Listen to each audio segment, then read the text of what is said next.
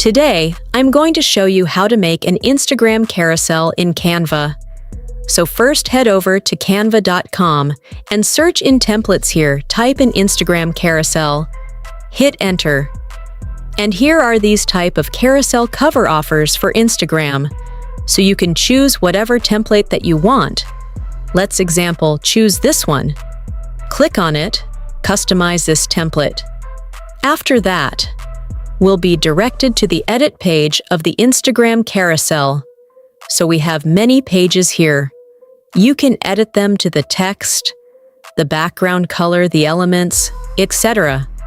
And after that, after all of the changes are done, click on Share and click Hit Download, and you should be ready to go to download your Instagram carousel in a few simple steps. And that's it, guys. If you found this video helpful, please consider to subscribe and like the video.